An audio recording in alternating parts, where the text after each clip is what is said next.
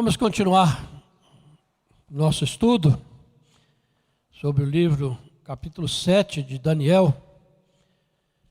Nós estamos hoje na 10ª e última lição. E eu espero que durante todo esse tempo, essa caminhada, a palavra de Deus tenha feito diferença na sua vida, você tenha compreendido, possa ter compreendido melhor o significado da profecia bíblica e possa estar seguro daquilo que a palavra de Deus nos revela.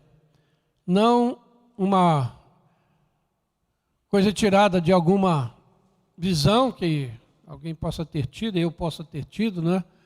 Ou algum outro dizendo que viu isso, ouviu aquilo, que Deus falou isso, falou que nós estamos ouvindo aquilo que a palavra de Deus nos diz a respeito desse assunto tão atual, tão importante e que realmente mexe conosco. Nós realmente pensamos nessa questão da volta de Jesus, da proximidade da volta de Jesus. E o livro, capítulo 7 de Daniel e o capítulo 8, hoje, que nós vamos ver um pouco dele também, falam dessas coisas, né? E você vai ter o estudo projetado aqui.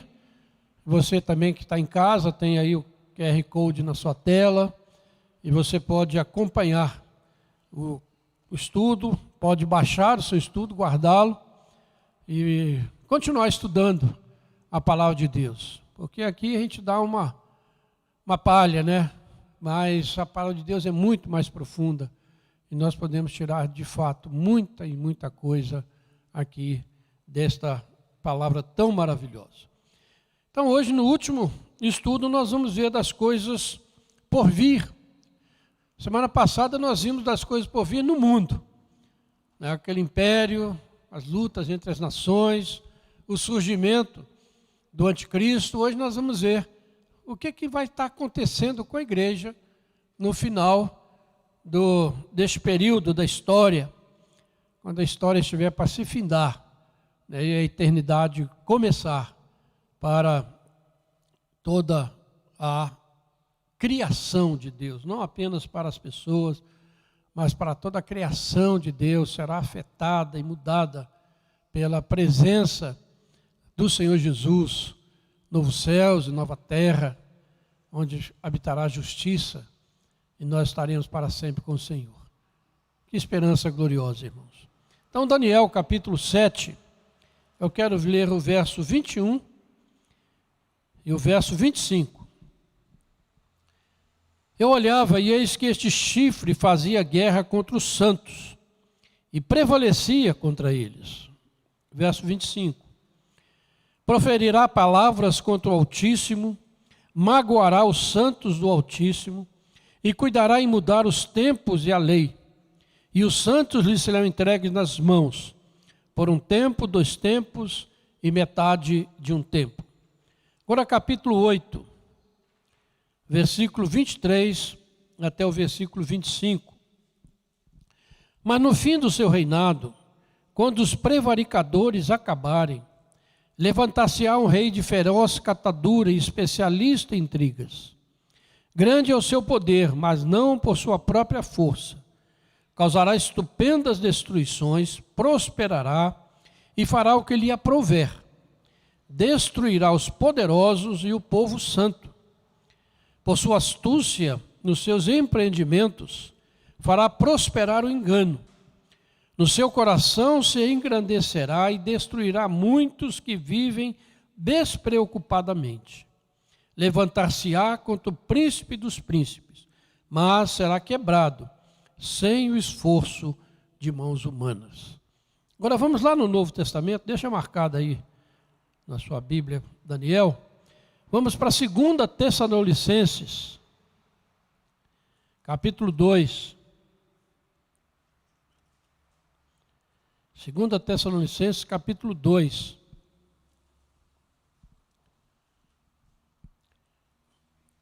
Do verso 1 em diante.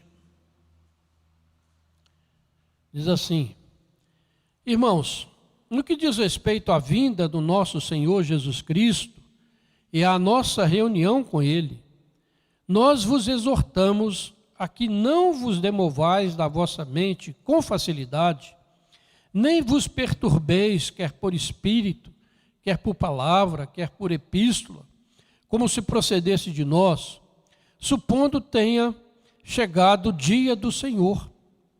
Ninguém de nenhum modo vos engane, porque isso não acontecerá sem que primeiro venha a apostasia e seja revelado o homem da iniquidade, filho da perdição, o qual se opõe e se levanta contra tudo o que se chama Deus ou é objeto de culto, a ponto de assentar-se no santuário de Deus, ostentando-se como se fosse o próprio Deus.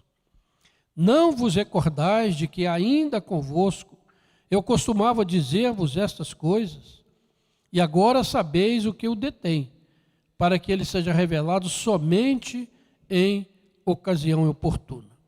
Com efeito, o mistério da iniquidade já opera, e aguarda somente que seja afastado aquele que agora o detém. Então será de fato revelado o iníquo, a quem o Senhor Jesus matará com o sopro da sua boca, e o destruirá pela manifestação da sua vinda. Ora, o aparecimento do iníquo é segundo a eficácia de Satanás, com todo o poder e sinais e prodígios da mentira, e com todo o engano de injustiça aos que perecem, porque não acolheram o amor da verdade para serem salvos. É por esse motivo, pois, que Deus lhes manda a operação do erro, para darem crédito à mentira, a fim de serem julgados todos quantos não deram crédito à verdade. Antes, pelo contrário, deleitaram-se com a injustiça. Amém. Bom, são passagens extraordinárias, né? Se você ler essa passagem, pensando naquilo que está acontecendo ao seu redor, elas ganham vida, porque realmente é impressionante, né? Vendo aqui, né? Por esse motivo, Deus manda a operação do erro para darem crédito à mentira. Né? E você nunca viu tanta mentira no nosso mundo, né? Mudaram um pouquinho o nome, né? Para ficar mais bonito, né? Chama fake news. Então, as pessoas dão uma... Mas é mentira.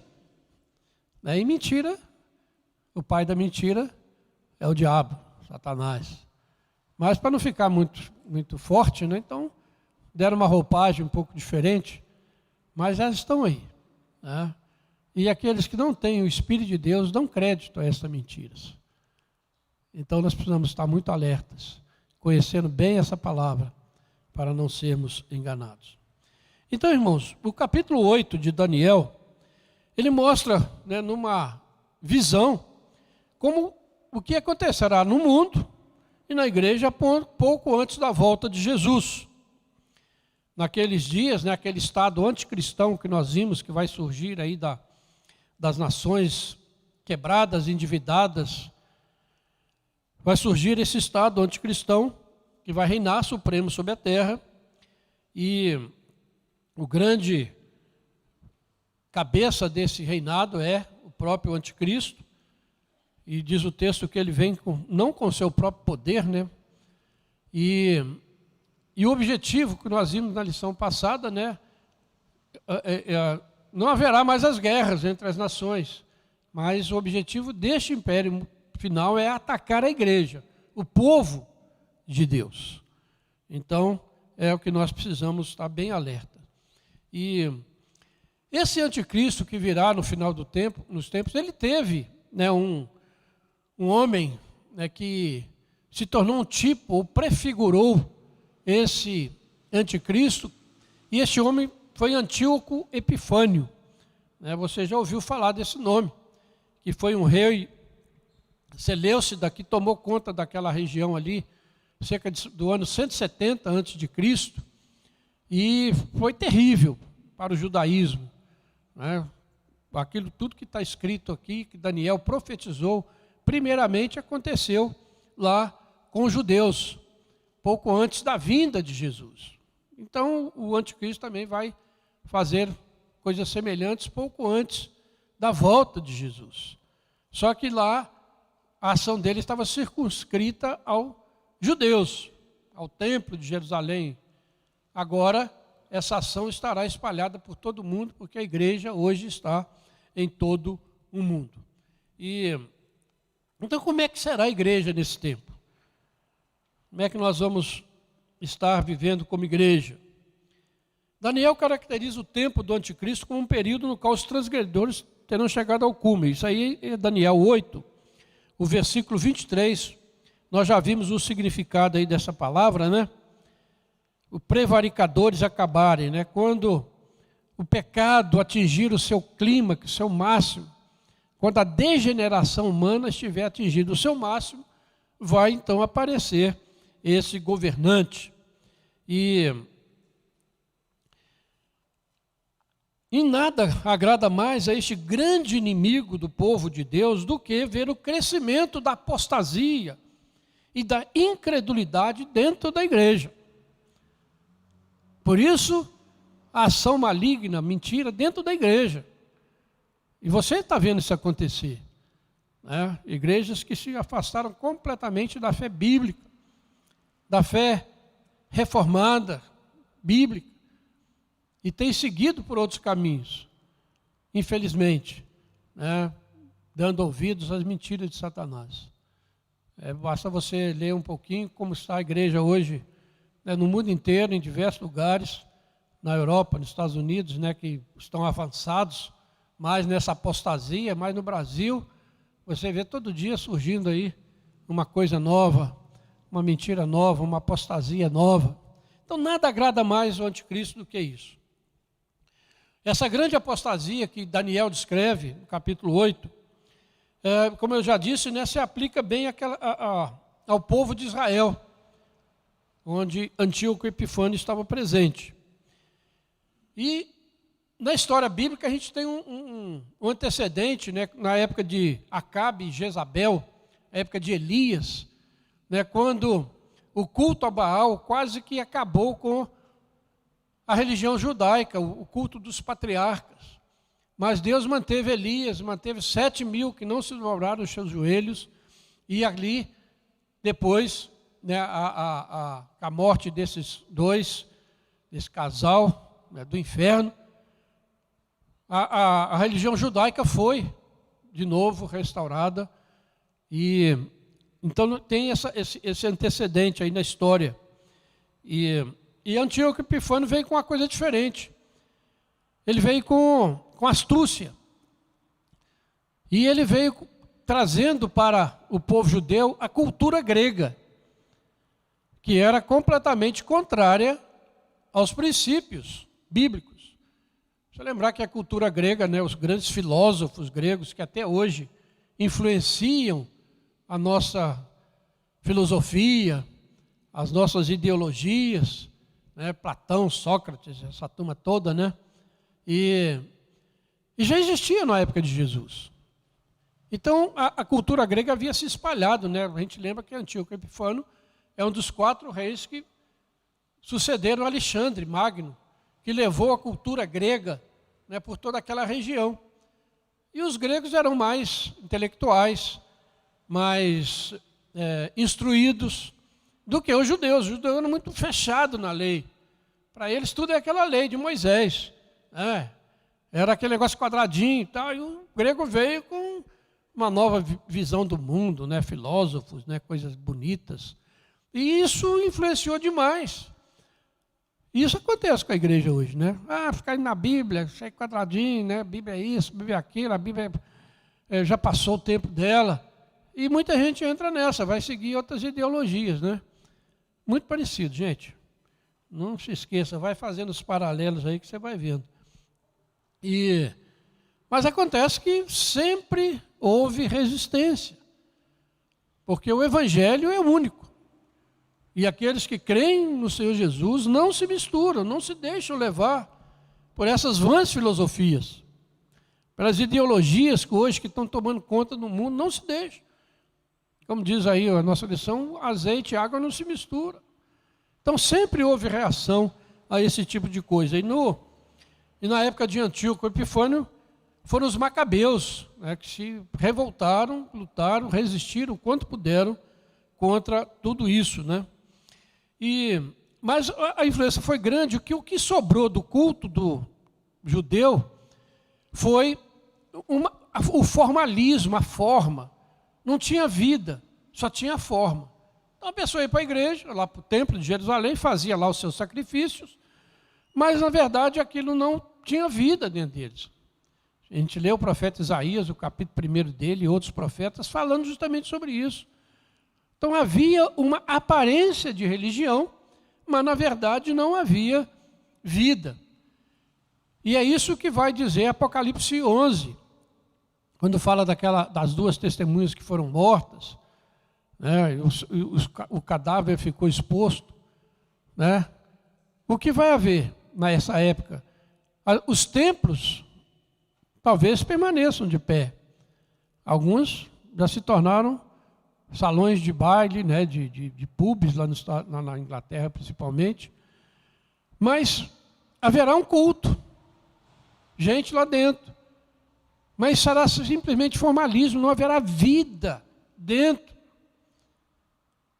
E, gente, a gente vê muito isso hoje, quanto formalismo, né, quanta aparência de culto. Já as pessoas estão cultuando a eles mesmos, cultuando a outros deuses. Por isso a gente sempre enfatiza aqui, né, nos nossos cultos, que o nosso culto é para Deus. Não é para mim, não é para você, não é para me agradar, não é para agradar você. Mas a coisa vai caminhando nesse sentido. E no final parece que haverá muito formalismo, que haverá aparência, o cadáver está ali. Você está vendo aquela pessoa morta, né? É ela mesmo, mas não tem vida. Assim estarão os templos nesse tempo. Né? Haverá o formalismo, a aparência, mas não haverá vida ali dentro. Então as coisas vão agindo. E Antíoco agiu assim, o anticristo vai agir. Primeiro vem com uma conversa boa, né? Passando a lábia, né? Fazendo sinais, prodígios. E a Bíblia diz que haverá. Então quem está atrás de sinais e prodígios, por favor, em nome de Jesus, você está acreditando naquilo que não acontece? Nessas igrejas que prometem cura para todo mundo aí, não curaram a Covid até hoje, né? Mas tem gente que continua acreditando. Agora você imagina quando aparecer e curar a Covid mesmo. Vai atrás desse, esse é que é o Cristo mesmo, esse é que é o poderoso. Nós estamos caminhando para lá, gente. Então, o Jesus foi muito claro, cuidado que ninguém vos engane. Surgirão falsos cristos, operando grandes sinais e prodígios. Se não estão operando hoje, tem gente acreditando, você imagina o dia que começar a operar. Então, aonde que a gente vai se agarrar? É aqui, ó, naquilo que está revelado, naquilo que está escrito. Da importância da gente conhecer essa palavra, estudar essa palavra, estar aqui para aprender. Porque é a nossa única segurança pela fé. Eu me seguro aqui. Pode acontecer o que acontecer ao meu redor, mas eu me seguro aqui, na palavra de Deus. Então, gente, precisamos ter esse cuidado aí. Então, a lição está dizendo, né, que quando a força não funciona, usa-se a conversa, né, a astúcia. Porque está dizendo aí no versículo 23 de Daniel 8, né, que esse rei terá uma feroz catadura, um semblante feroz, né, altivo de rosto, algumas traduções, entendido em enigmas, especialista em intrigas, altivo de rosto, né, que ao mesmo tempo que ele mostra um rosto agradável, uma conversa agradável, por trás está perseguindo, está matando. Então, astúcia, o engano. Então, temos que ter cuidado com isso, né? E ele fez isso, né? Então, Antíoco começou usando a inteligência e a astúcia, porque sabia que este é o melhor método para infiltrar-se na igreja e para secularizá-la. Preste atenção. Então, tão logo a igreja se torna parecida com o mundo, a sua razão de existir acabou. A gente vê muito isso, e passamos por uma fase aqui no evangelicalismo brasileiro, né, uma fase muito dessa, né, de querer tornar os cultos agradáveis. Então, cultos que atraíssem as pessoas. Então, a igreja começou a adotar certas liturgias, certos tipos de culto, para agradar o cliente, para agradar o freguês. A pessoa vai para a igreja ou ia para a igreja, ainda existe isso, né? Mas um culto totalmente cheio de atrativos, que é muito mais um show pirotécnico do que um culto a Deus. Então, astúcia, né? Vem com essa conversa, precisamos agradar, precisamos atrair as pessoas, os jovens não vão sair da igreja, então temos que ter jeito para trazê-los para a igreja. Esse é o engano.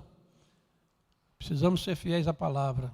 E o culto é a Deus, seja agradável para nós ou não.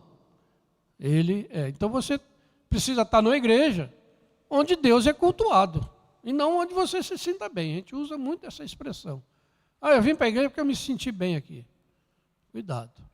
E o dia que você não se sentir bem, você vai embora. Então não é porque você se sentiu bem ou não, mas é porque você encontrou um lugar onde se adora a Deus verdadeiramente. Não só, eu espero aqui na nossa igreja, mas existem outras igrejas que estão sérias e que estão adorando a Deus verdadeiramente. Mas tem muito engano também por aí, né? Então precisamos estar alertas para isso. Então, naquela época, o Antíoco Epifânio agradou a elite dos judeus, colocou-os em posição de mando, e com isso ele conquistou ali aquela região, e o culto se tornou uma mera formalidade, né?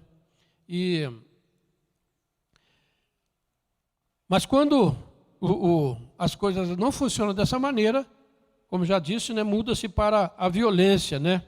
Usa-se a força para derrotar aqueles que resistem.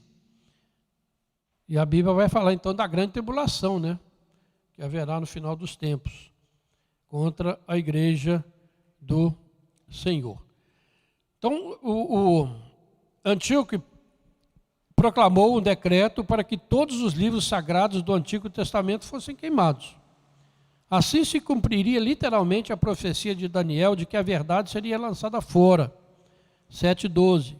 As cerimônias religiosas como a oração e a circuncisão foram declarados delitos apenados por lei. Os castigos eram severos. Olha aí, algumas vezes uma mãe que se atrevia a circuncidar seu filho seria levada ao lugar de juízo com o cadáver do bebê amarrado ao seu corpo. Coisa triste, feia, violenta. E o passo mais atrevido de Antíoco foi suspender os sacrifícios regulares do templo. Os sacrifícios contínuos, né? A oferta queimada pela manhã e pela tarde.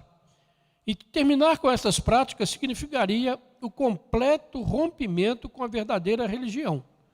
Os serviços públicos de adoração seriam então impossíveis. E eu acho que nós experimentamos uma amostrinha disso aí, né? Ao sermos impedidos de nos reunir para adorar a Deus. Gente, isso tudo é para alertar a gente. Não é por acaso que está acontecendo tudo isso. Não é por acaso que a igreja foi impedida de reunir para adorar. A desculpa é muito boa, né? Saúde pública.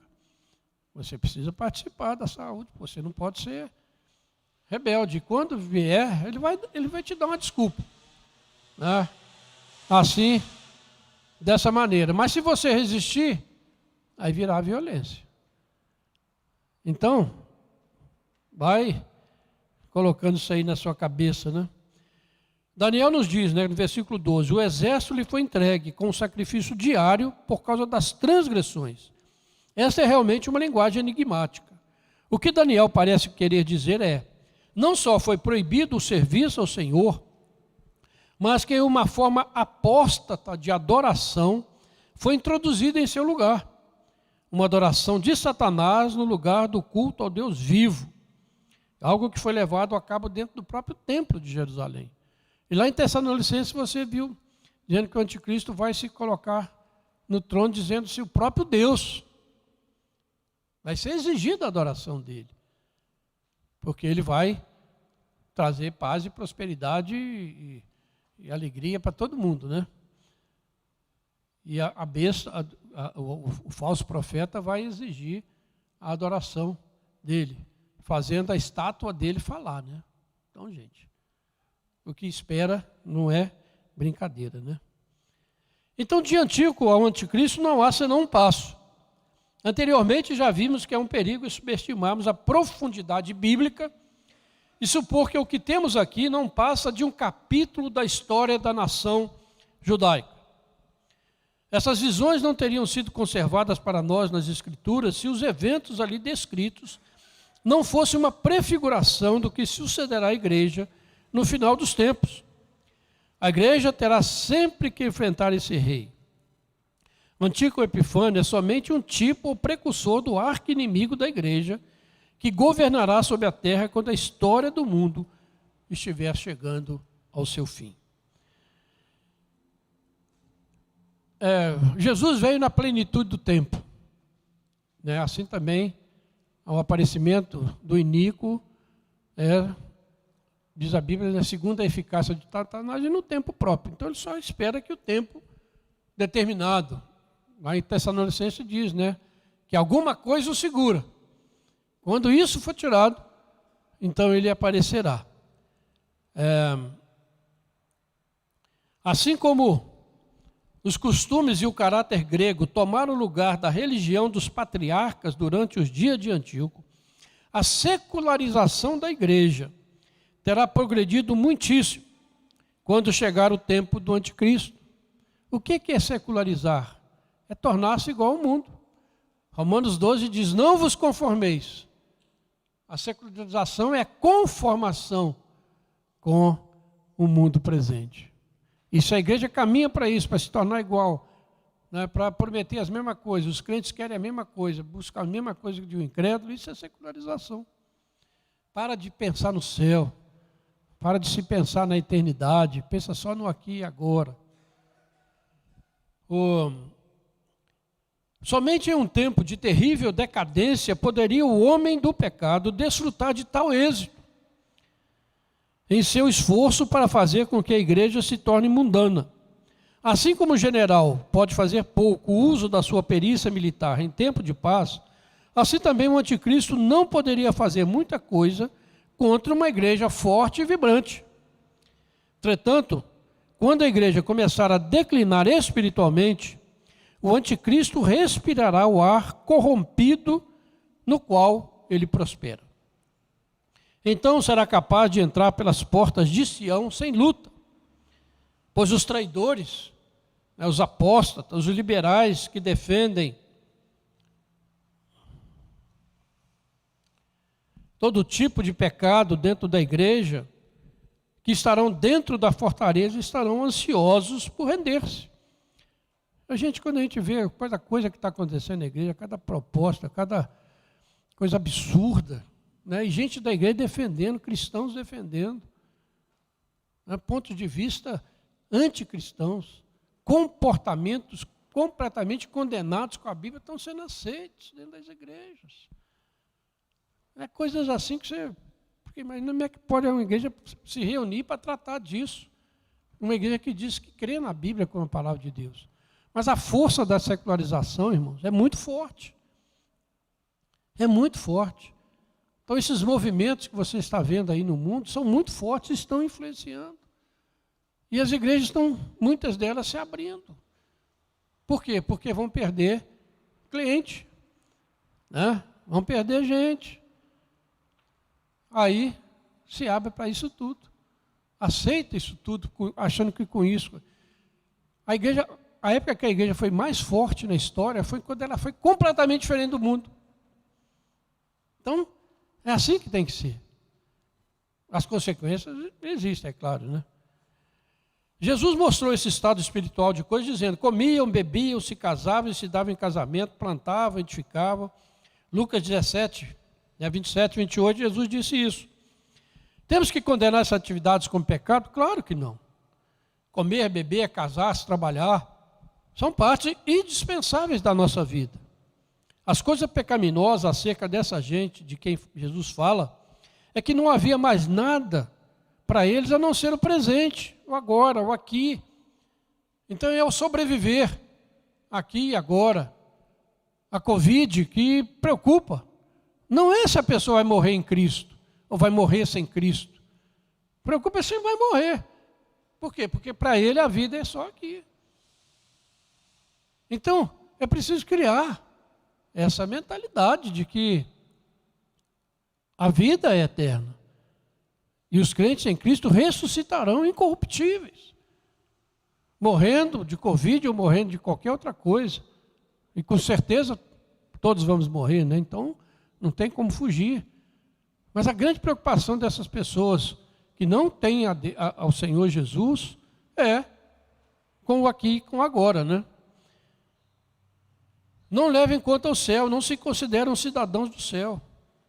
Quando se diz, né, que a gente deve buscar as coisas lá do alto, pensar nas coisas lá do alto, como Paulo diz em Colossenses 3, isso aí é coisa antiquada, fora de moda, isso não existe mais. O negócio é aqui, são as ideologias do aqui e do agora, né? Eternidade não entra. Então, não necessitamos buscar pecados espetaculares como evidência da secularização da igreja. Pois na igreja você encontra pessoas simpáticas, boas de papo, né? Boas de conviver, mas que não tem nada contra a libertinagem, os pecados, o viver em desacordo com a palavra de Deus, não tem nada. Está tudo bem. O insidioso pecado de conformar-se mais e mais com a presente ordem das coisas está cada vez mais presente na igreja.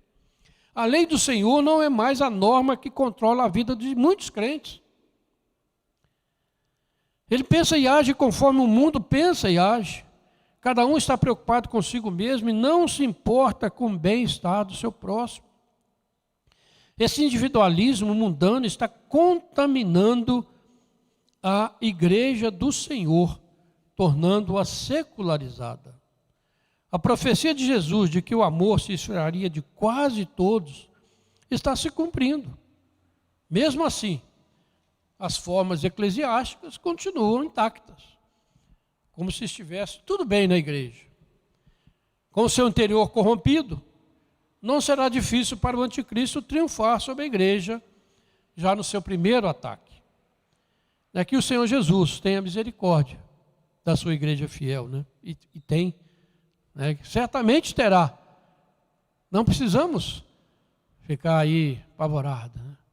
Alguém falou: pastor, não vou escutar mais esse estudo não, que está muito pesado. Mas o final é a vitória do crente, né? Da vitória da igreja, do Senhor Jesus, não é do mundo. Mas essas formas não permanecerão intactas até o fim.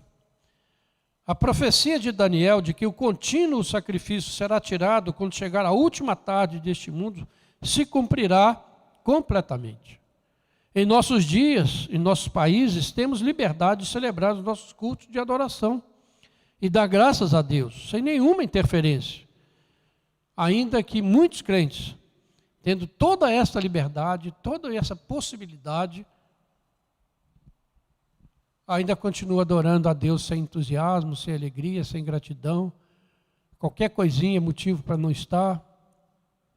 Qualquer coisa é motivo para ficar em casa. E hoje com esse negócio da internet, de culto transmitido aí, quantos estão se acomodando, irmãos? Infelizmente. Graças a Deus que vocês estão aqui, né? Não estão se acomodando a esta situação. Mas quantos estão preferindo ficar em casa? Mas como eu tenho dito, e por favor não me interprete mal, não existe culto online. Aqui você está cultuando. Online você está assistindo um culto. Assistindo um estudo. Assistindo alguém cantar. Uma live. Live não é isso? Culto Por isso que eu também não uso a expressão culto presencial. Culto é culto. Se não tem presença, não tem culto. Pode ter um culto individual, né? Então a gente não pode confundir isso. E não pode deixar que isso nos acomode em nossas casas. Talvez agora alguém possa estar lá na beira de uma piscininha gostosa, celular ligado, né? Cultuando a Deus. Eu estou brincando, gente. Não estou fazendo juízo aqui de ninguém, por favor. Mas não é culto. É diferente. Você que fica em casa, você participa, aprende, tem o estudo, e infelizmente hoje a gente está limitado aqui, né?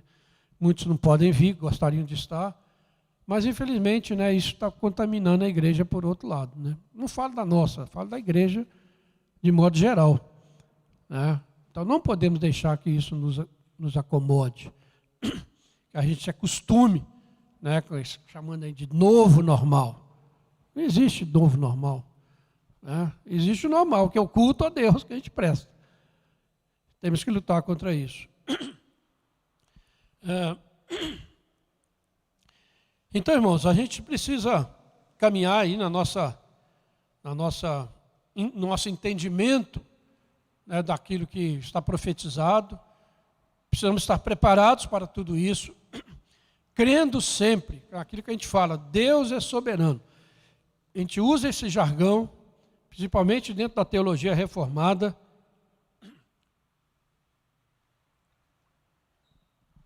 Mas na hora da gente viver isso, muitas vezes a gente não consegue viver, né? Então, tudo que está acontecendo aí é soberania de Deus. Para os incrédulos é correção, é punição, é chamar atenção, se arrependam. Para a igreja é um tempo de correção, de mudarmos o rumo, de mudar a nossa vida, a nossa maneira de cultuar, a nossa maneira de servir. Isso tem que mexer conosco. Essa pandemia não pode passar aí em branco, achando que tudo vai continuar, mas em nome de Jesus você precisa ser tocado, deixar que o Espírito Santo toque no seu coração, e quando você adorar com todo o seu ser, com toda a sua vida, sentindo falta, querendo estar aqui. Está cheio hoje, então já marca lá para o outro domingo, daqui a 2 domingos. Não sei até quando a gente vai ter isso, essa limitação, mas no nosso coração precisa estar aquela fervendo. Alegrei-me quando me disseram, vamos à casa do Senhor. Que alegria poder estar com os irmãos, com todas as limitações. Então isso precisa mexer com a gente, essa correção de Deus para o seu povo precisa, de fato, ter mexido conosco, com o nosso coração. Precisamos estar muito mais preocupados com colocar Deus em primeiro lugar na nossa vida e a nossa eternidade do que simplesmente fugir de alguma coisa aqui nesse mundo. O cristão sabe que a vida dele está nas mãos do Senhor. E nada vai separá-lo do amor de Deus, que está em Cristo Jesus. Aleluia. Glória a Deus por isso, irmãos. Como é bom. Nesse tempo de pandemia, nós tivemos um exemplo aí, né, daquilo que pode esperar a igreja no futuro. Impedidos de adorar a Deus, né?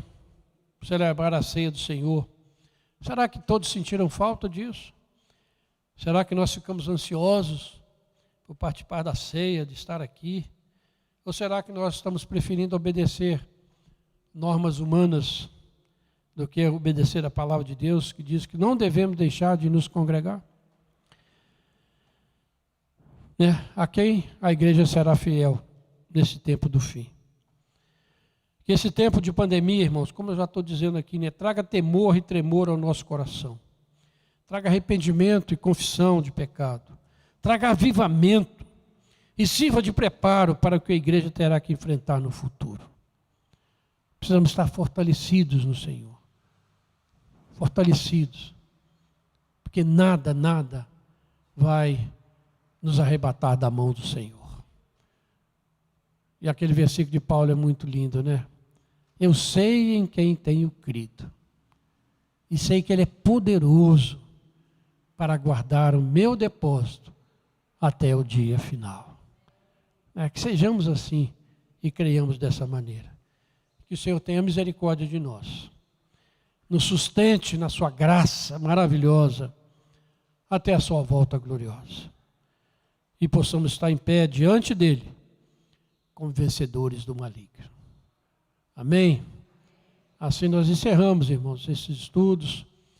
Como eu já disse no início, que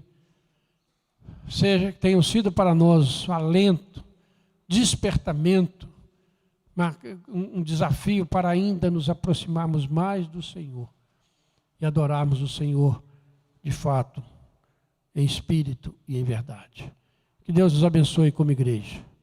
Deus abençoe sua vida. A escola dominical vai prosseguir, os cultos da manhã vão prosseguir e nós vamos, a partir do domingo que vem, ter um novo estudo, um novo tema com o pastor Roberto Carlos. Então vamos continuar no mesmo espírito, com a mesma vontade, com a mesma alegria, servindo ao Senhor. Amém?